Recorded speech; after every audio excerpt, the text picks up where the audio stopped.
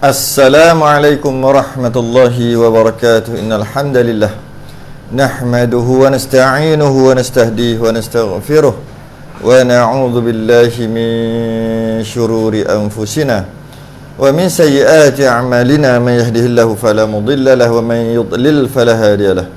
Asyhadu an la ilaha illallah wahdahu la syarika lah. Wa asyhadu anna sayyidana Muhammadan 'abduhu wa rasuluhu. Allahumma shalli wa sallim wa barik ala sayyidina Muhammadin al-fatihi lima ughliqa wal khatimi lima sabaq nasirul haqqi bil haqq wal hadi ila siratikal mustaqim. Sallallahu alaihi wa ala alihi wa ashabihi haqqa qadrihi wa miqdarihi al-'azim. Allahumma nawwir bil kitabi basari wa atliq bi lisani wa shrah bi sadri wasta'mil bihi jasadi bihawlik wa quwwatika fa innahu la hawla wa la quwwata illa bik. Subhanaka la ilma lana illa ma 'allamtana innaka antal alimul hakim. Wa la hawla wa la quwwata illa billahil 'aliyil 'azim. Amma ba'du.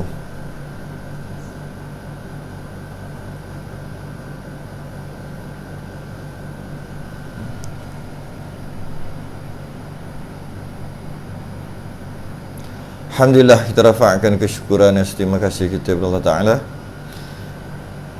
Sambung risalah Al-Mahid lil Mubtadi'in.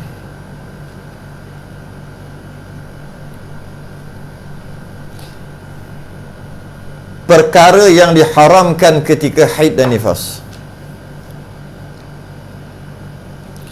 Perkara yang diharamkan ketika haid dan nifas.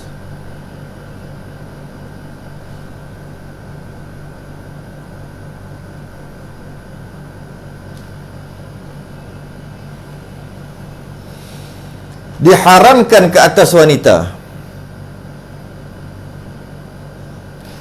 Diharamkan ke atas wanita ketika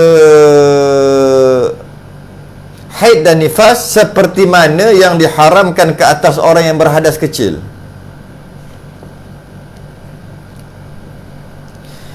Orang yang tak ada wuduk,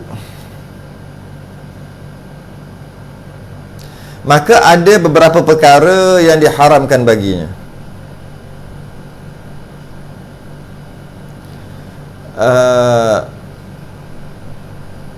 Iaitu ada 4 perkara.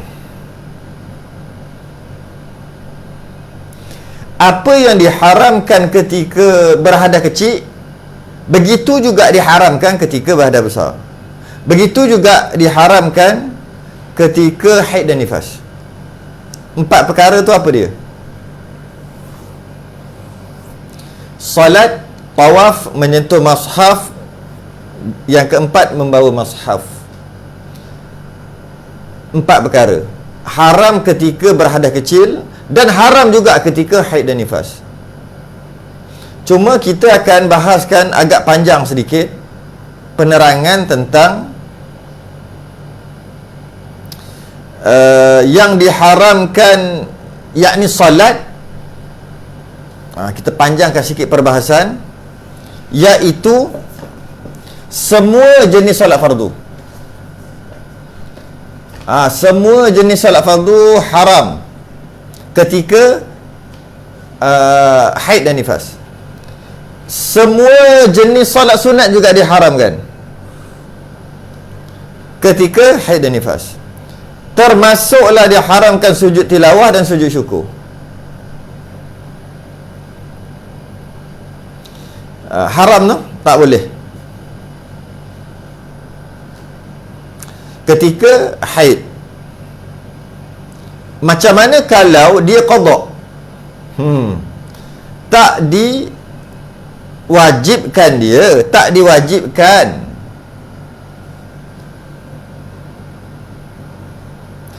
Tak wajib pun atas dia untuk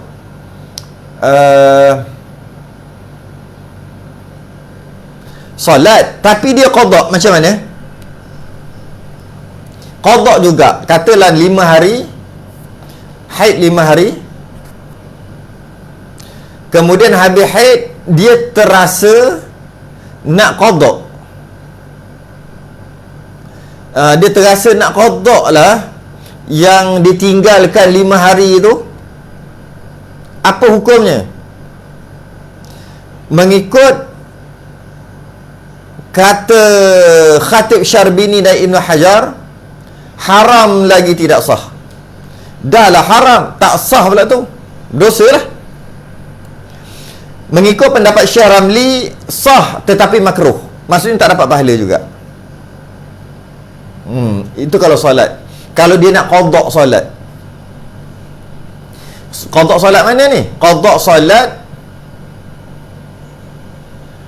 yang mana dia nak qada solat dia tu, solat yang dia tinggalkan ketika haid dan nifas. Jadi jangan duduk terlebih rajin lah.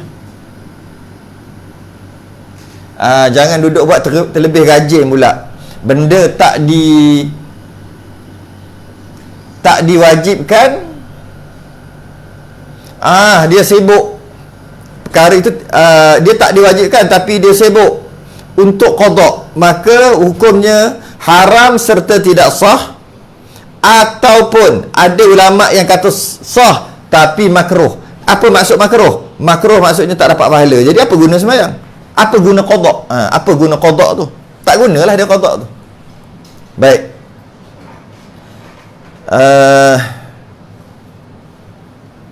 Dia berbeza dengan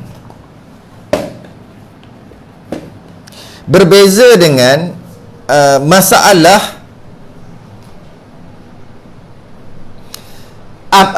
apabila hilang mani' yang kita dah bahas sebelum ni.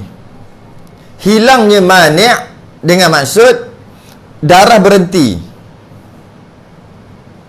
pada waktu asar ataupun waktu isyak, waktu yang kedua tu kan, berhenti.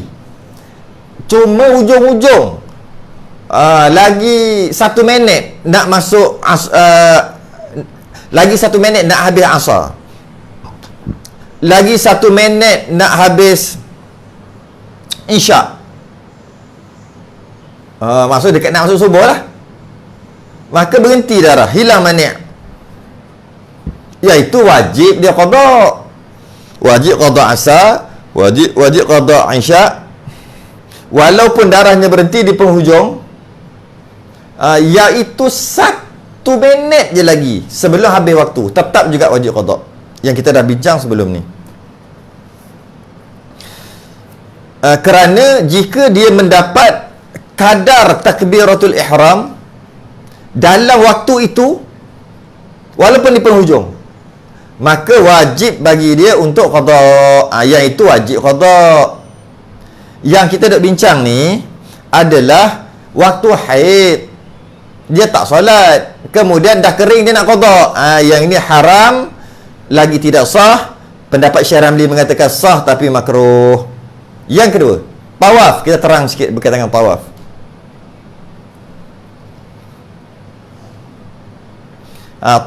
Tawaf ni macam mana?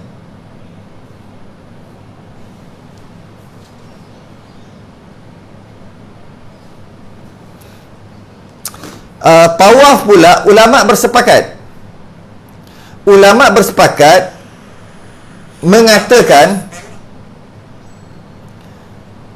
wanita yang datang haid dan nifas haram tawaf. Sama ada tawaf tu tawaf fardu atau tawaf sunat, tak sah. Selain daripada tawaf, amalan-amalan haji ataupun umrah yang lain tak ada masalah. Sa'i dan sebagainya tak ada masalah. Tapi tawaf tak boleh. Dilarang melakukan amalan-amalan haji. Okey? Dilarang melakukan amalan-amalan haji, iaitu khusus kepada tawaf ketika haid dan nifas. Haid dan nifas dilarang untuk melakukan tawaf. Amalan-amalan yang lain tak ada masalah. Tawaf saja. Yang ketiga, menyentuh mushaf. Menyentuh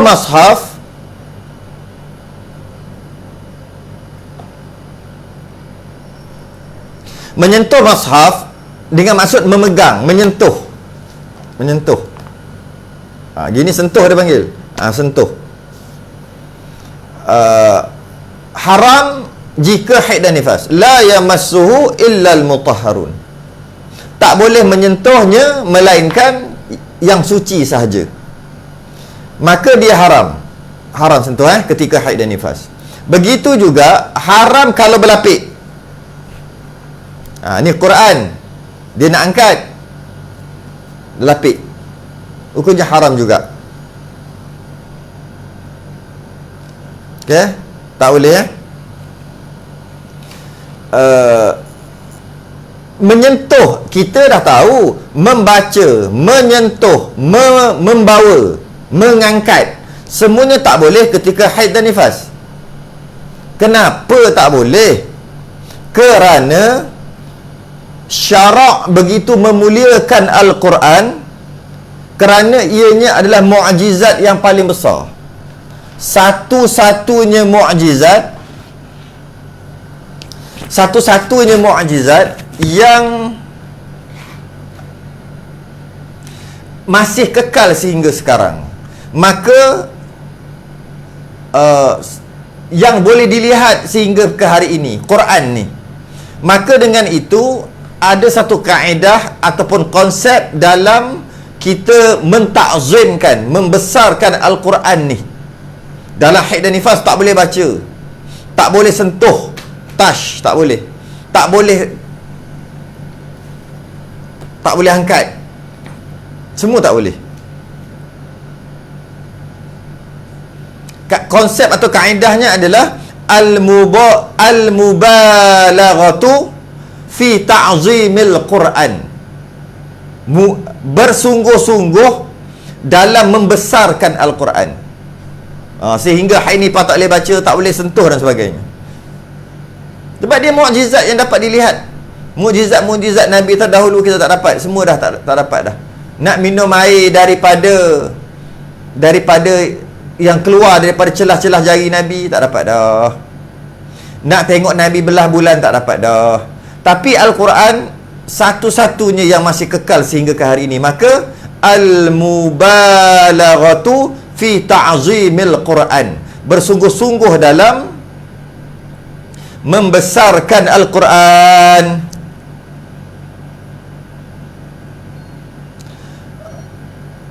Jadi kita dituntut untuk membesarkan, menghormati, mengagungkan zat Al-Quran. Kalau ni Al-Quran, kita dituntut untuk kita bagi zat Quran tu lah, Quran tu, mushaf tu, kita dituntut untuk membesarkan dia, mentakzimkan dia. Contohnya kita nak letak tempat yang tinggi. Bila kita letak, tak boleh ditindih. Maksudnya ni Quran, tertindih, tak boleh.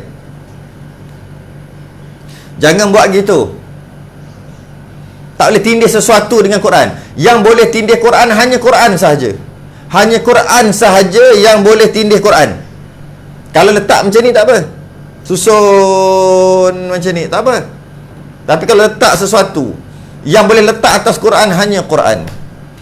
Kenapa jadi gitu? Kerana al-mubalaghatu fi ta'zimil Quran, membesarkan Quran. Dan kita juga, orang dulu-dulu cium. Sehingga kan kalau orang bawa Quran, ni Quran orang bawa, kita nampak orang bawa Quran, kita tengah duduk, disunatkan bagi kita untuk berdiri. Bukan buat bodoh aja tengok, buat tak peduli. Tidak, disunatkan bagi kita untuk berdiri sebagai menghormati Quran sedang lalu. Maka kita tak boleh menyentuh. Macam tu juga kita tidak boleh membawa mushaf. Apa beza sentuh dengan bawa? Membawa tu yang bawa lah, menanggung, mengangkat. Menyentuh macam ni, ni sentuh.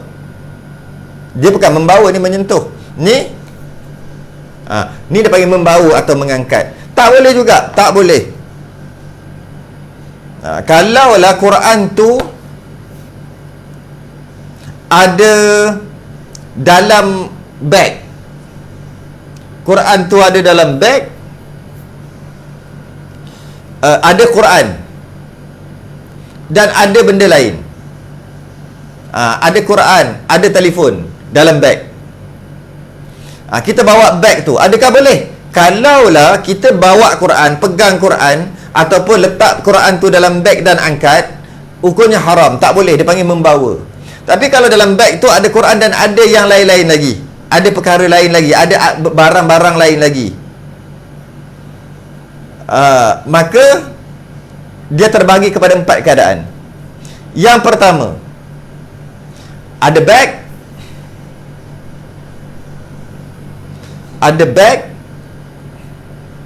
dan ada Quran dalam tu, Quran saja. Dia niat, dia mengqasadkan membawa beg, bukan membawa Quran, maka hukumnya harus. Sebab dia niat bawa beg walaupun dalam tu adalah Quran. Satu. Yang kedua,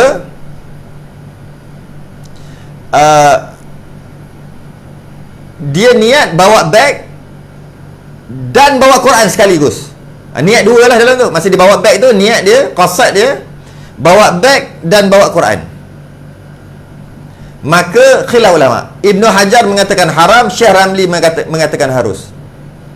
Sebab dia masih lagi mengqasadkan bawa Quran walaupun Quran beserta dengan beg. Kalau qasad dia, niat dia bawa Quran aja walaupun dia pegang beg, qasad dia hanya bawa beg aja walaupun dia dalam tu ada Quran, maka tak ada masalah, harus. Tapi kalau dia berniat, berqasad bawa beg dan dalam tu ada Quran, maka Ibn Hajar kata haram, Syekh Ramli kata harus. Ada khilaf kat situ.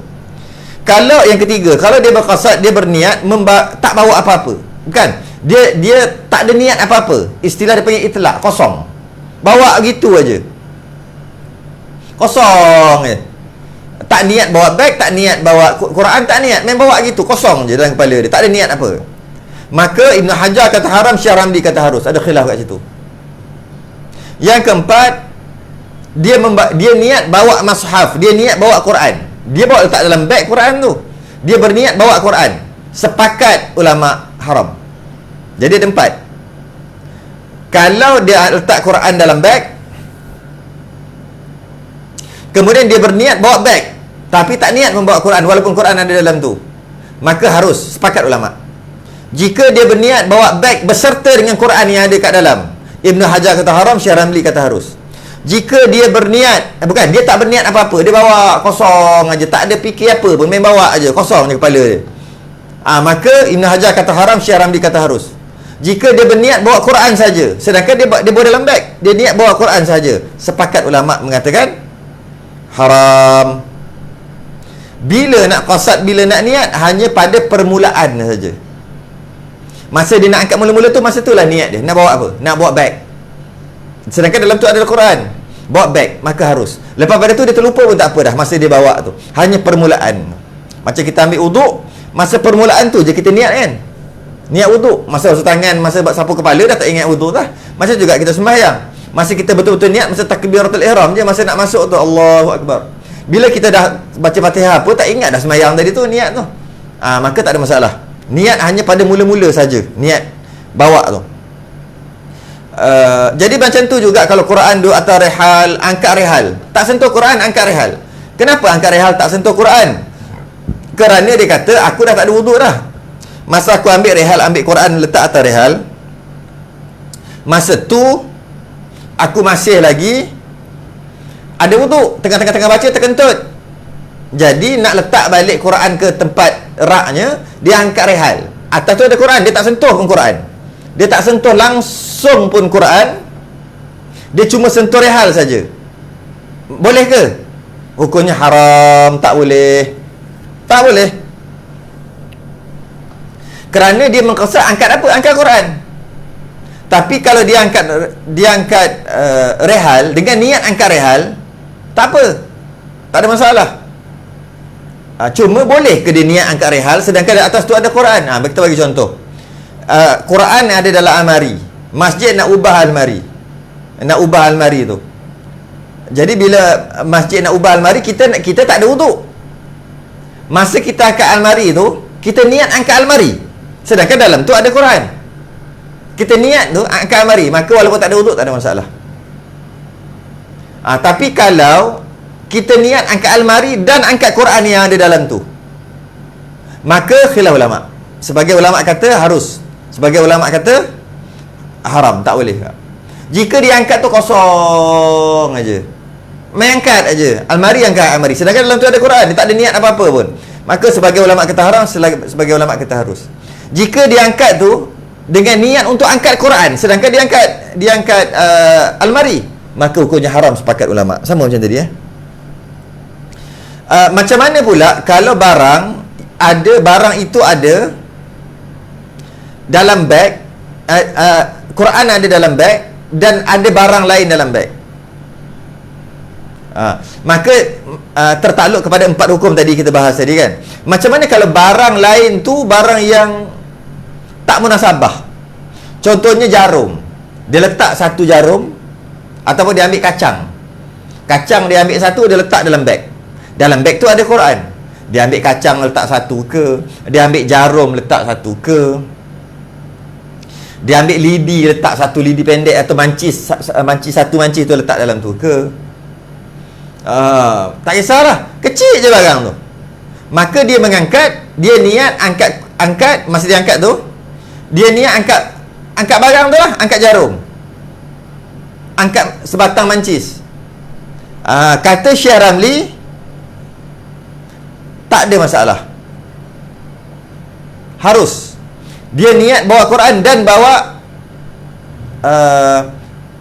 jarum, satu jarum, tetap juga tak ada masalah, walaupun barang lain tu macam tak munasabah je. Tapi kata Ibn Hajar dan Khatib Syarbini, barang yang lain tu biar munasabah, biar padan dengan uruf. Bawa Quran dan ada buku, baru sepadan. Kalau mancis, kacang sebutir, niat apa? Niat bawa Quran dan kacang sebutir, tak memadai, haram mengikut Ibn Hajar dan Khatib Syarbini. Tapi mengikut Syekh Ramli tak ada masalah.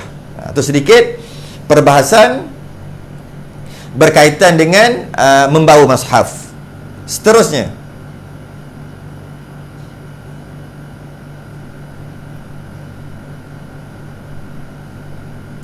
dan seperti yang diharamkan ketika berhadas besar atau berjunub. Orang haid nifas, selain dia diharamkan untuk solat tawaf, menyentuh mushaf, membawa mushaf, orang haid nifas juga haram melakukan perkara yang orang berhadas besar haram, orang berjunub haram. Apa dia? Ada 2, iaitu membaca Al-Quran dengan niat membaca Quran. Yang pertama. Yang kedua, duduk dalam masjid. 2 ni, kalau campur jadi 6 lah perkara yang diharamkan bagi orang yang haid. Baik, sedikit penerangan. Membaca Al-Quran dengan niat Al-Quran, membaca Al-Quran dengan niat membaca Al-Quran. Jadi kalaulah dia membaca Al-Quran dengan niat membaca Al-Quran, maka haram ketika haid dan nifas. Tapi kalau dia membaca Al-Quran, dia bukan niat Al-Quran, dia niat zikir, maka diharuskan. Kita tengok selebih-lebih zikir, seafdal zikir adalah membaca Al-Quran. Kerana melihat ayat-ayat Quran pun dah dapat pahala. Tak nak baca, malah nak baca Quran, tengok je ayat dia yang digantung di dinding, maka dapat pahala dah, walaupun tak baca. Kalau baca dengan betul makhraj dan tajwidnya, tapi tak faham apa, pun sudah berpahala. Berbeza dengan zikir subhanallah, alhamdulillah, la ilaha illallah dan sebagainya, zikir-zikir, wirid-wirid, Mesti faham baru berpahala. Kalau tak faham, tak pahala. Dia dah baca 30 tahun dah Subhana rabbiyal a'la wa bihamdih. Dia dah baca 40 tahun dah Subhana rabbiyal azimi wa bihamdih. Dia dah baca 50 tahun dah Rabbighfirli warhamni wajburni warfa'ni wazuni wahdini wa'afini wa'afanni. Semua tu dia dah baca berpuluh tahun. Tapi dia tak faham apa benda. Maka selama dia semayang tak dapat pahala bacaan zikir dia tadi. Sebab zikir untuk dapat pahala hendaklah faham, baru dapat pahala. Quran tak perlu, tak faham pun dapat pahala. Specialnya Quran ni. Walaupun begitu, ketika haid dan nifas ianya diharamkan. Jangan baca ya. Ketika haid dan nifas, satu ayat pun haram, setengah ayat pun haram, ayat pendek pun haram, ayat panjang pun haram. Malah ketika malah sependek alif lam mim haram pun haram. Nun haram. Sebab tu Quran walaupun satu huruf. Ya, ketika haid dan nifas. Jadi orang perempuan jangan baca lah. Tapi kalau nak baca juga jangan. Hukumnya haram. Kenapa beria-ria sangat nak baca sedangkan ianya haram? Mu'jizat Al-Quran ni, Al-Quran ni mu'jizat. Isinya diamalkan, ayatnya dibaca, dan Quran ni mu'jizat segenap segi. Baik, kita bincang sedikit. Mengikut kajian, bacaan-bacaan ataupun suara dia ada getaran. Getaran tadi dia boleh mengubah molekul-molekul air. Sebab tu ada pengamal-pengamal perubatan, dia akan membaca ayat-ayat Al-Quran dekat air, lepas tu suruh minum. Kenapa? Baca, tiup. Kerana mengambil keberkatan daripada ayat Al-Quran, dan ada getaran bacaan Quran tadi akan masuk pada air tu, dan dia akan berubah. Molekul-molekul air itu akan berubah. Kelajuan dia bergerak akan berubah mengikut apa yang dibaca. Kalau air letak dekat muzik, dia akan berubah. Kalau letak dekat muzik yang bunyi bising, dia akan berubah. Letak muzik sentimental, dia akan berubah. Meletak dekat bacaan Al-Quran, dia akan berubah. Dia ada perubahan dia yang tersendiri. Jadi bila perempuan, hikmah perempuan tak boleh baca Al-Quran ketika haid, hikmahnya adalah jika dia baca Quran, dalam badan ni ada darah. Malah ketika haid dan nifas, darah tu keluar. Darah tu sedang nak keluar. Jadi bila darah tu sedang nak keluar, darah juga berjalan. Mesti darah berjalan. Tak berjalan, mati. Menyebabkan peredaran darah tu, molekul-molekul darah tu berubah dengan bacaan Quran tadi. Mungkin semakin laju dan sebagainya lah, berubah. Dan dia sekarang sedang keluar darah, iaitu haid atau nifas. Maka berkemungkinan akan keluar banyak darah yang bercampur, darah sihat dengan darah haid dah bercampur-campur dah. Dia jadi terganggu. Proses itu terganggu. Perkara ni mungkin ditolak oleh ahli-ahli sains lah, ataupun doktor-doktor sebagainya. Mungkin dia menolak lah. Tapi memang ianya ada dalam perubatan-perubatan Islam. Bila dibaca ayat-ayat Quran, dia akan mengubah air itu. Sebab tu dia baca dekat air. Begitu juga dekat cecair-cecair lain akan berubah. dengan bacaan Quran, mukjizat Quran, keberkatan Quran tadi. Jadi kerana tu hikmahnya orang perempuan tak boleh baca Quran, bimbang takut memudaratkan. Jadi orang perempuan ni janganlah terlebih rajin nak baca Quran walaupun haid nifas. Malah tujuan kita ibadah nak keredaan Allah. Tujuan kita beribadah nak redha Allah. Macam mana cara nak redha Allah? Adalah taqwa. Nak dapat redha Allah dengan taqwa. Macam mana nak dapat taqwa? Buat apa yang disuruh, tinggal apa yang dilarang. Baru dapat taqwa. Dengan dapat taqwa, dapat redha Allah. Jadi nak dapat taqwa adalah, nak dapat redha adalah buat apa yang disuruh, tinggal apa yang dilarang. Maka dapatlah redha, dapatlah taqwa. Jadi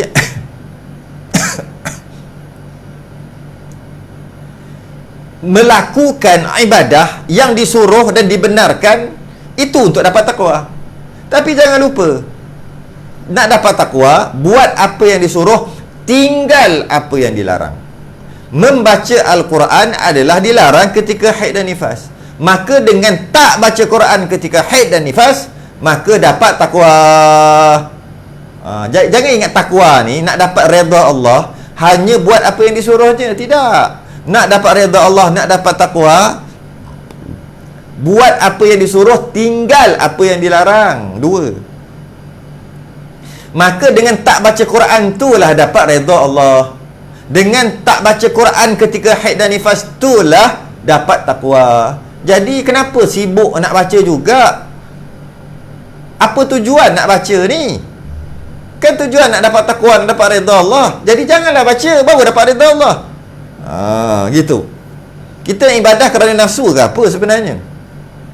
Baik.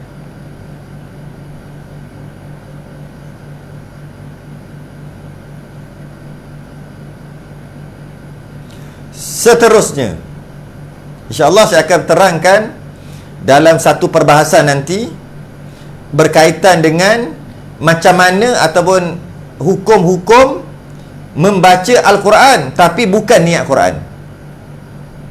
Membaca Al-Quran bukan dengan niat Al-Quran.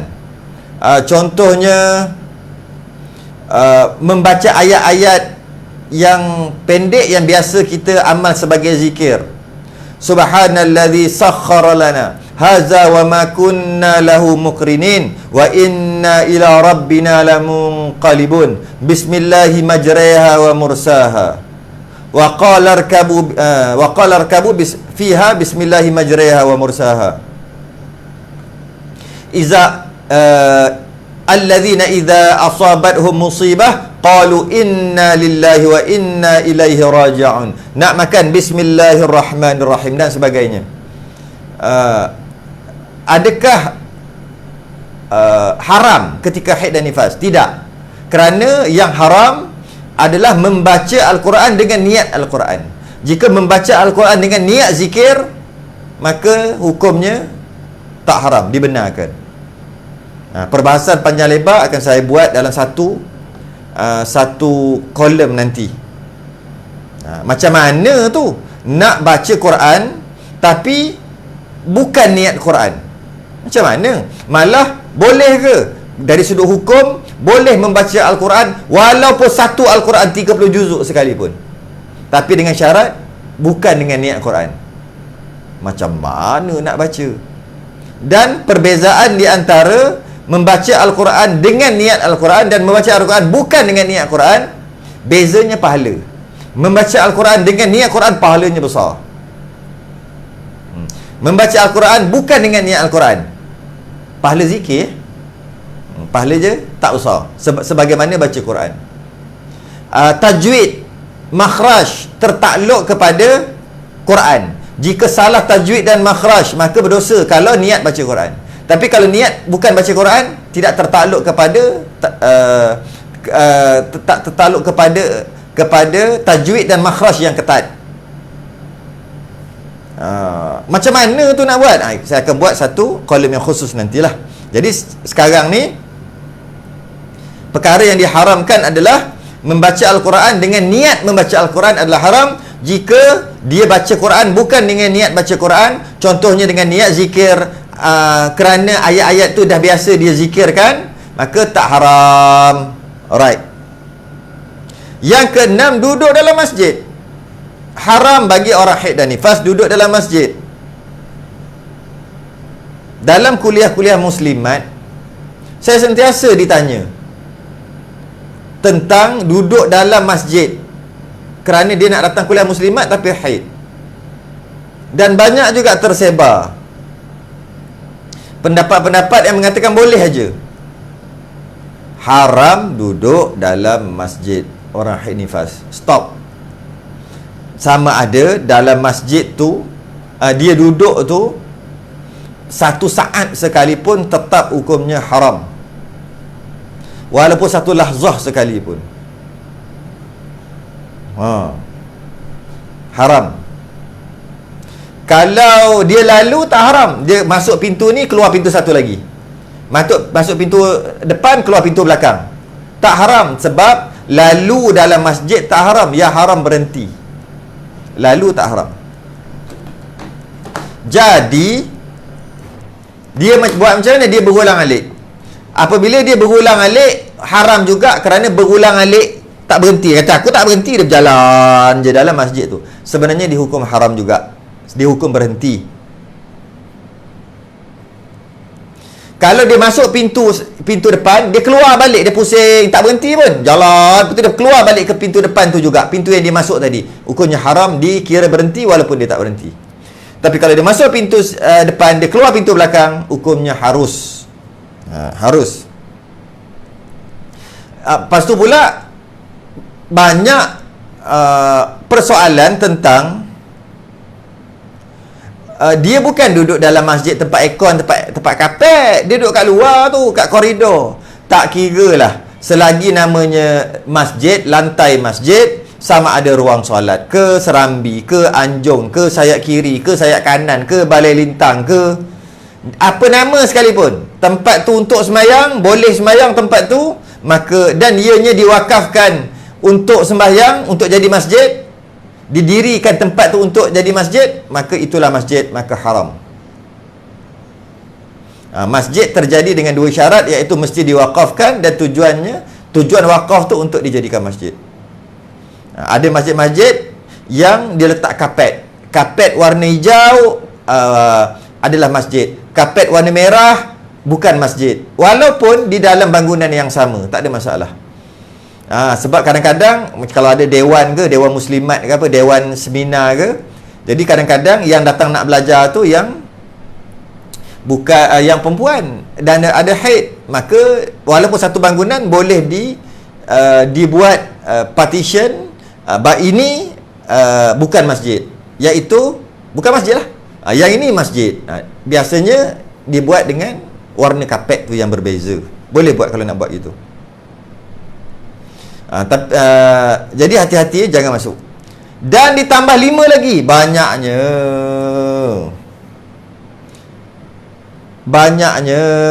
hai, banyak apa ni? Banyak orang haid haram buat, ya. Ditambah 5 lagi larangan yang khusus hanya diharamkan atas wanita haid sahaja, iaitu melintasi dalam masjid jika bimbang mengotorinya. Haram.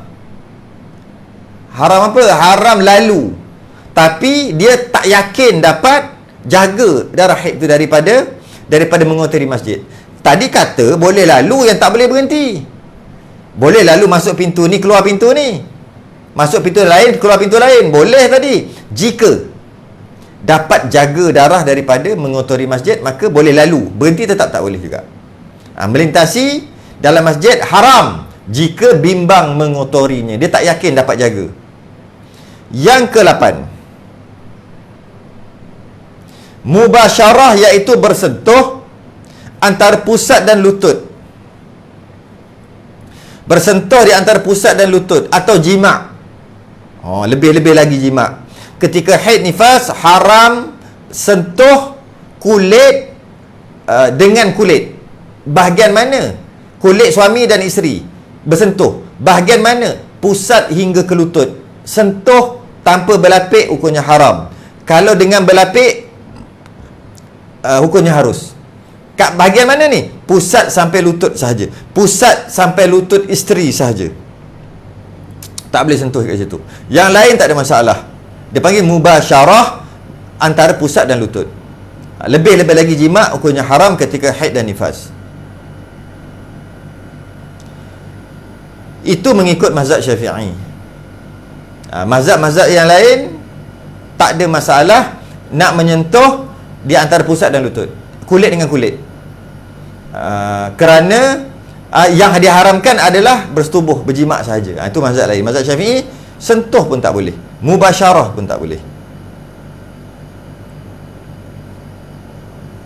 Dan yang diharamkan juga ketika haid dan nifas, wuduk. Biasa jugalah perempuan-perempuan yang biasa sebelum tidur ambil wuduk. Maka dia nak tidur tu, dia tak biasa, dia ambil wuduk juga walaupun haid dan nifas. Hukumnya haram, ya, tak boleh. Tak boleh. Wuduk tak boleh. Mengangkat hadas, kan wuduk tu nak angkat hadas macam mana hadas tu duk keluar. Hukumnya haram. Tapi itulah, kadang-kadang Allah hai, nak juga benda yang tak boleh tu nak juga buat.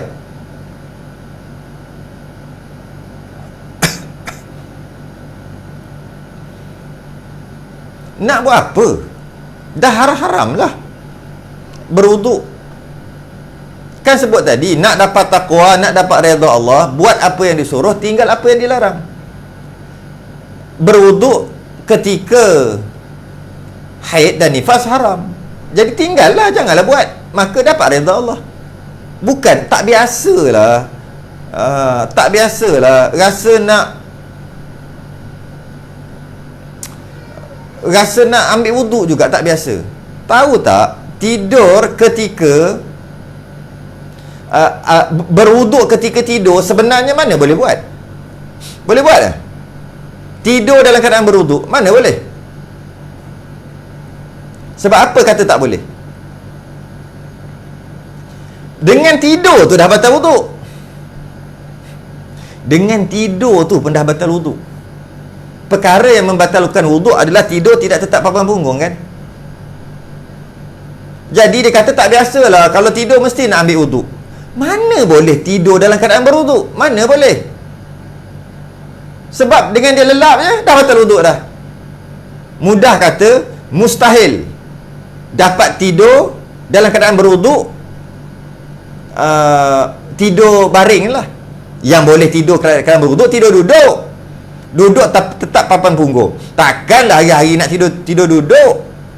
Jadi kalau kita tidur tiap malam, mana boleh dalam keadaan berwuduk? Sebab dengan tidur aja batal wuduk dah. Malah kalau ada suami isteri lagi, takkan tak boleh sentuh. Isteri tu wuduk, awak jangan pegang saya. Pegang nanti batal wuduk. Tidur part lain. Macam tu. Memang benar disunatkan berwuduk ketika tidur ataupun nak tidur tu sunat wuduk. Sunat wuduk. Tapi maksud sunat wuduk tu wuduk, angkat hadas, duduk atas katil, waktu tu bersentuh suami isteri pun dikira tak batal. Tak batal wuduk tidur. Tapi wuduk nak sembahyang tak boleh lah. Terbatalnya wuduk hanya dengan bersetubuh sahaja. Jadi dengan tidur pun tak batal wuduk. Wuduk mana ni? Wuduk tidur tu, bukan wuduk betul. Sebab dah batal dah wuduk jika tidur. Jadi tak ada masalah pun sebenarnya jika tak ambil wuduk untuk tidur dalam keadaan haid dan nifas. Sebab memang sebenarnya tak ada wuduk betul pun. Jadi dah tak boleh wuduk, tak boleh wuduk lah. Nak sangat, basuh lah, basuh muka, basuh tangan. Jangan niat wuduk. Basuh muka, basuh tangan, basuh kaki, sapu, basuh kepala. Mandi terus lah. Rasa nak basah, tapi jangan niat wuduk. Macam tu juga haram mandi wajib. Haram mandi wajib ketika haid dan nifas. Cuma Mandi sunat diharuskan. Mandi sunat Jumaat, mandi sunat raya, hari raya kan dia mandi sunat walaupun haid. Tak ada masalah. Dia haid tapi dia juga pemandi jenazah. Dia memandikan jenazah, habis mandi jenazah tu dia disunatkan mandi walaupun dia ada haid. Dia panggil mandi sunat, itu tak ada masalah. Yang ni haram ni mandi wajib. Duk ada darah lagi keluar, nak angkat hadas macam mana? Cuma mungkin orang tak mandi wajib, tak niat mandi wajib ketika darah sedang keluar haid dan nifas. Mungkinlah. Tak jadi kot gitu. Yang ada gini, darah tak berhenti betul lagi, masih lagi dalam keadaan fatrah. Dia mandi, yang ini mungkin ada. Dia tak cek betul-betul. Dia ingat darah dah kering, tengok dekat pad tak ada, ingat darah dah kering dah ni. Dia pun mandi, sedangkan masih lagi ada kuning atau keruh. Istilah dia panggil fatrah, tapi tak keluar pun di luar. Dia duduk di dalam, tapi tak cek. Maka dia mandi. Mandi tu berdosa. Berdosa tu mandi tu.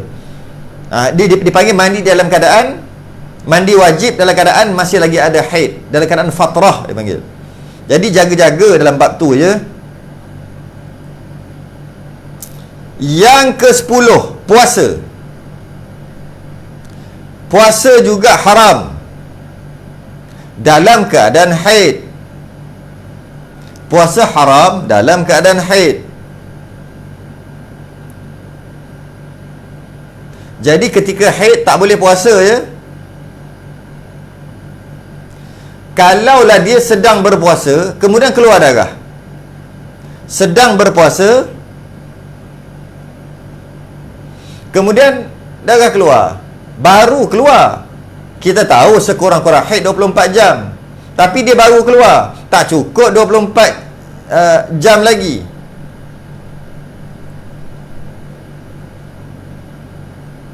Tak cukup 24 jam lagi. Baru keluar. Waktu tu puasanya telah terbatal.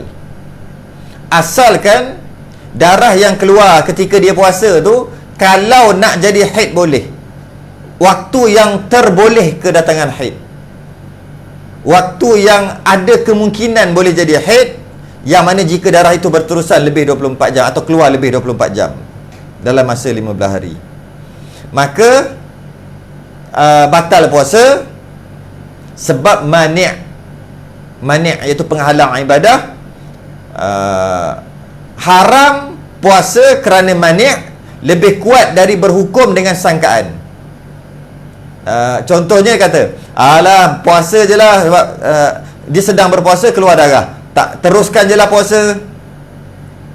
Manalah tahu darah nanti tak sampai 24 jam dia berhenti, maka darah yang keluar tu insya-Allah puasa jadi sah. Boleh ke gitu? Tak boleh, hukumnya haram. Haram. Kerana darah keluar dia panggil mani', ada penghalang ibadah. Yang mana penghalang ibadah tu sedang berlaku. Maka kuat mengatakan haram puasa, batal puasa. Dia kata biarlah kalau darah yang keluar tu tak sampai 24 jam nanti, jadi teruskan puasa je lah. Untung sikit. Kalau darah yang keluar tu tak sampai 24 jam, lepas tu berhenti, maka puasa dia sah. Jadi tak payahlah batalkan puasa, dia kata gitu. Itu cuma sangkaan. Darah akan berhenti. Sedangkan darah sedang keluar, mani' penghalang sedang ada. Maka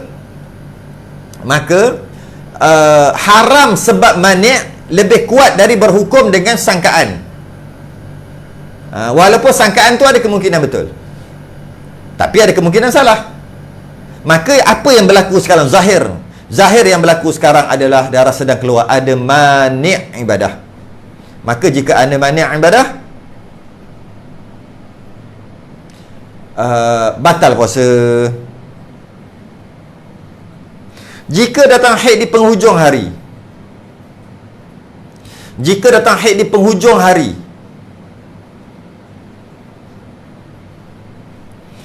lagi 5-6 minit nak buka puasa, dia dah puasa lah ni, tiba-tiba datang haid. Dia rasa sayang, dia rasa masih nak teruskan puasa sebab lagi 5 minit nak azan maghrib. Maka hukumnya haram, kerana seolah-olah tidak menerima hukum yang telah Allah tetapkan. Seolah-olah. Kalau dia teruskan puasa walaupun lagi 5 minit. Kata Allah 5 minit rugi, puasa kena qada balik. 5 minit lagi nak maghrib. Maka batal, tetap batal. Terimalah hakikat itu. Jadi bila dia sedang berpuasa, kemudian darah datang, maka batallah puasa dia pada hari itu. Dia tak wajib makan. Dia tak wajib makan, tak wajib minum. Tapi hendaklah dia qasad hati dia bahawasanya aku dah tak berpuasa hari ini kerana keluar darah. Dia kena ada kat hati dia gitu. Dia tak boleh tak nak teruskan puasa lah, manalah tahu darah berhenti nanti. Dia tak boleh. Kalau macam tu hukumnya haram. Jadi kalau kata tak tahu nak buat macam mana, senang makan ajalah. Selesai. Takut-takut ada perkataan sayang, ada perasaan sayang dekat hati, sedangkan darah sedang keluar. Tapi tak wajib makan pun sebenarnya, tak wajib. Cuma jangan ada perasaan nak teruskan puasa sebab darah dah keluar kan, batal-batal lah. Susah sangat, makan aja, settle masalah. Susah sangat lah. Susah sangat nak kawal emosi tu, makan aja. Dah batal lah, confirm batal. Sedangkan dia batal bukan sebab dia makan, dia batal sebab keluar haid. Cuma dia ada perasaan tu lah. Lagi setengah jam nak buka puasa, lagi perasaan tu kuat. Kalau pukul 10 pagi, pukul 11 pagi keluar haid, itu rasanya alhamdulillah, lagi seronok dia makan.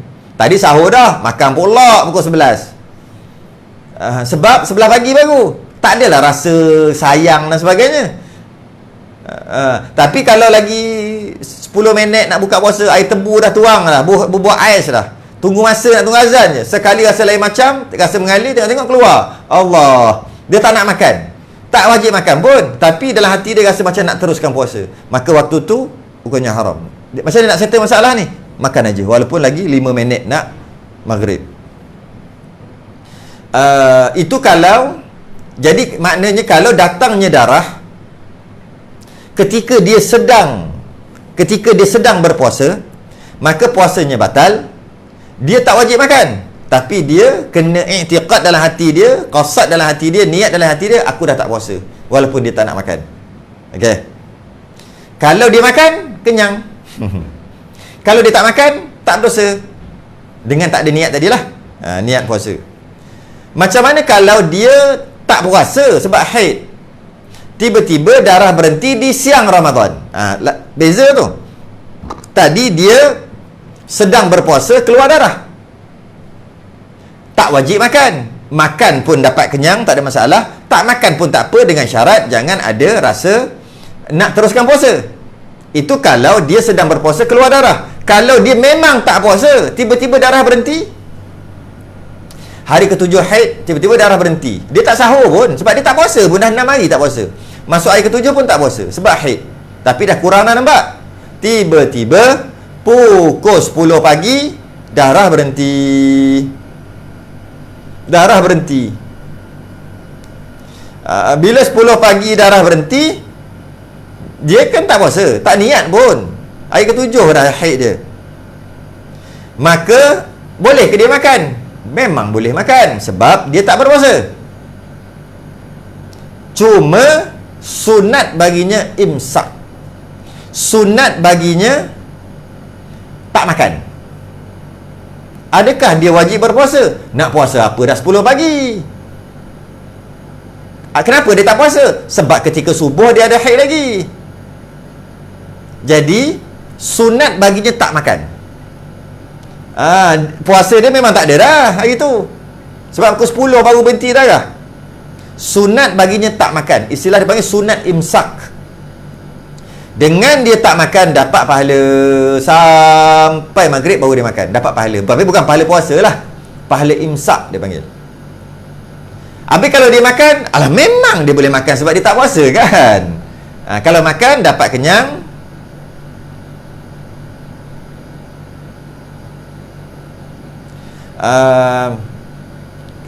Kalau dia makan dapat kenyang, kalau tak makan dapat pahala. Diimsak. Kerana apa? Kerana meraihkan mazhab Hanafi, yang mana pada mazhab Hanafi, jika dia tidak puasa, entah macam mana, pukul 10 pagi ke 11 pagi, pukul 3 petang darah berhenti, maka haram bagi dia makan walaupun puasanya tak sah. Itu mazhab Hanafi. Sebagai meraihkan mazhab Hanafi, eloklah kita beramal jika keringnya darah di siang Ramadan dalam keadaan kita tak berpuasa kerana haid, keringnya darah, maka imsaklah, janganlah makan sampai maghrib supaya dapat pahala. Nak makan juga, mazhab Syafi'i tak ada masalah. Itu yang ke-10 puasa. Yang ke-11 talaq. Yang ke-11 talaq.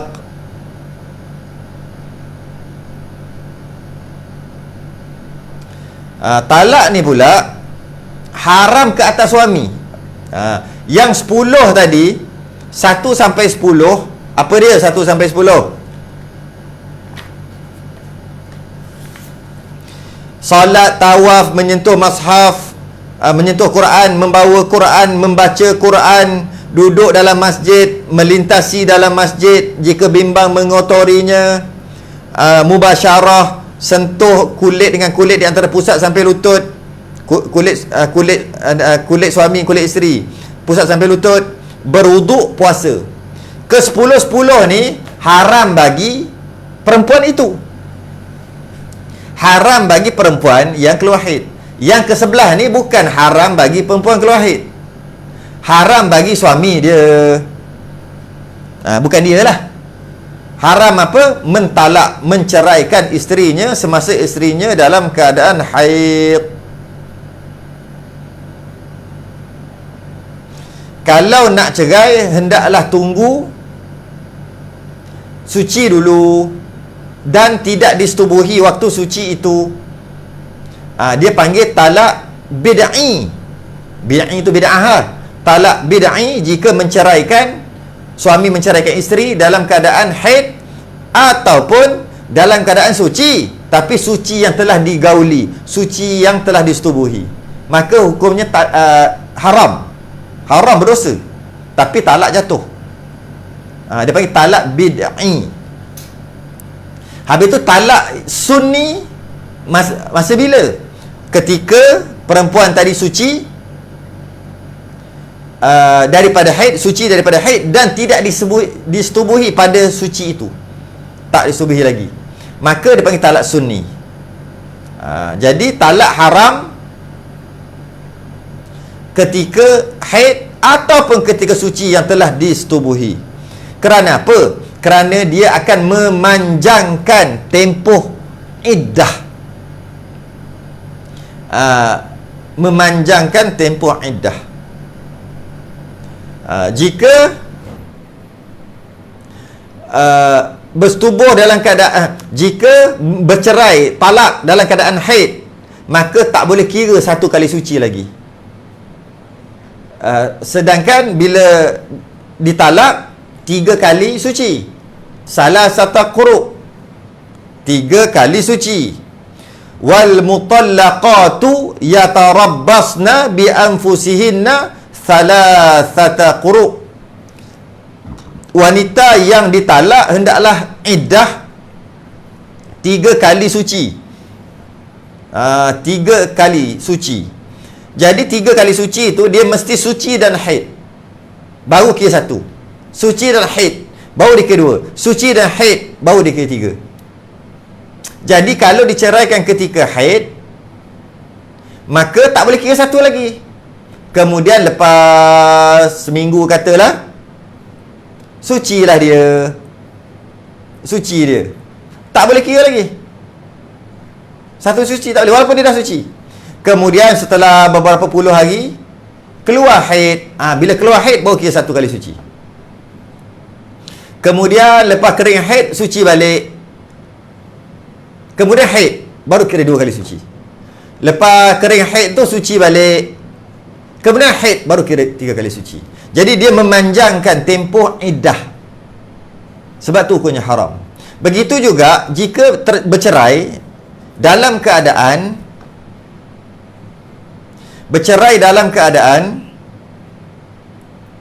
suci. Perempuan itu suci, tapi telah disetubuhi pada suci itu, maka dengan jatuh talak sepatutnya boleh kira 1 kali suci, tak boleh kira 1 kali suci, kosong.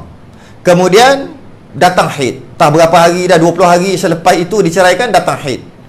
Dia datang haid, tak boleh kira lagi 1 kali suci. Kemudian lepas datang haid, katalah 10 hari ke 7 hari ke, suci. Tak boleh kira lagi 1 kali suci. Kemudian haid balik, baru kira 1 kali suci. Oh, nampak? Kemudian suci. Lepas haid tu 10 hari ke 8 hari ke apa, suci. Lepas suci boleh kira 2 kali suci? Belum lagi. Kemudian lepas 25 hari suci, datang haid, baru boleh kira 2 kali suci. Kena haid tu pula 10 hari, lepas tu berhenti, suci balik, tak boleh lagi kira 3 kali suci. Kemudian lepas pada tu 25 hari, haid balik, baru boleh kira 3 kali suci. Maka haram talak kerana memanjangkan iddah. Kan tu haram.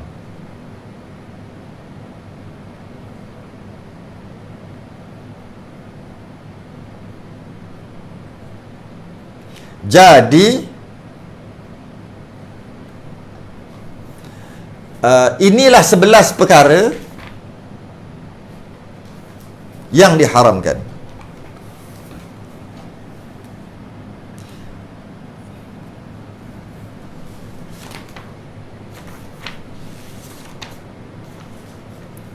Perkara-perkara tersebut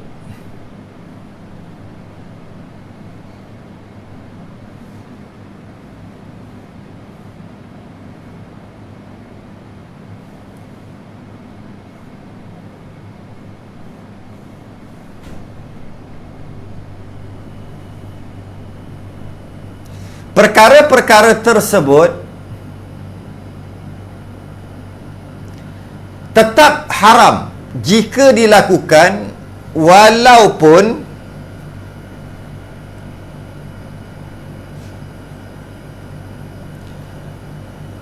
perkara-perkara tersebut tetap haram jika dilakukan walaupun setelah kering darah, sekiranya belum mandi hadas kecuali puasa, talak, melintasi masjid dan berwuduk. Okey. Semua perkara tadi, 11 perkara ni bukan 11 perkara sebenarnya. Kecuali puasa, talak, melintasi masjid. 7 tu. 7 melintasi masjid.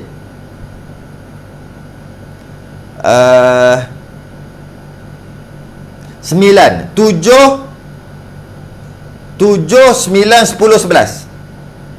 Melintasi masjid, melintasi dalam masjid jika bimbang mengotorinya. Selain daripada 7, 9, 10 dan 11, melintasi masjid jika bimbang mengotorinya. Wuduk dan mandi wajib, puasa, talak. Selain daripada 7, 9, 10, 11 tadi, haram dilakukan walaupun darah haid nifas telah kering, selagi belum mandi. Contohnya solat.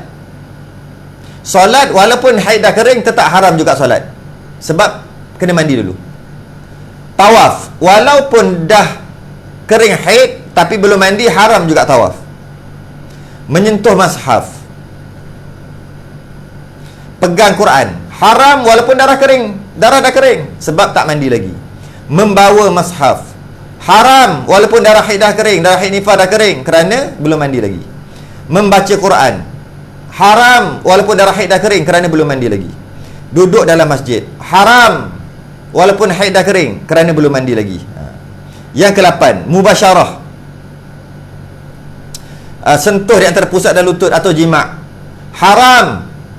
Yang nombor 8 tu, haram walaupun haid dah kering, sebab belum mandi lagi, kena mandi dulu. Tapi 7, melintasi dalam masjid jika bimbang mengotorinya, tak haram dah ketika haid nifas dah kering. Tak haram lalu, tak haram lalu. Tapi berhenti tetap haram juga. Berhenti dalam masjid haram juga. Tapi haid dah kering, nifas dah kering, haram juga berhenti dalam masjid. Lalu diharuskan. Lalu dalam masjid diharuskan kerana haid dah telah kering, haid nifas telah kering. Lalu jangan berhenti, lalu masuk ke pintu ni, keluar ke pintu lain. Walaupun tak mandi lagi, hukumnya harus. 9, wuduk dan mandi wajib. Mandi wajib tak apalah, wuduk. Harus wuduk. Maka tadi wuduk kan haram ketika haid dan nifas. Haid dan nifas dah berhenti tapi tak mandi wajib lagi, boleh wuduk, dibenarkan wuduk. Macam tu juga mandi wajib memang boleh lah. Macam tu juga puasa. Kering pukul 12 tengah malam. Allah, malah lah nak mandi. Nanti bangun pukul 4 pagi ke 5 pagi ke,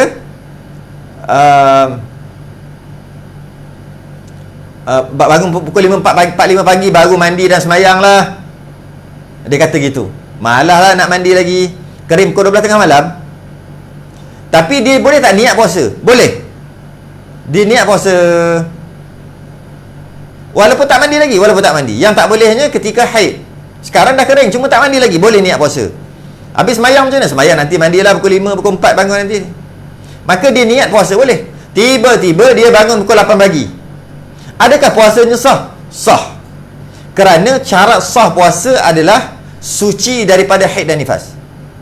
Bukannya mandi wajib. Tidak. Jadi walaupun dia tidak, walaupun dia tak mandi, walaupun dia kering haid, tapi haidnya kering sebelum subuh dan dia telah niat elok-elok. Jadi dengan sebab tu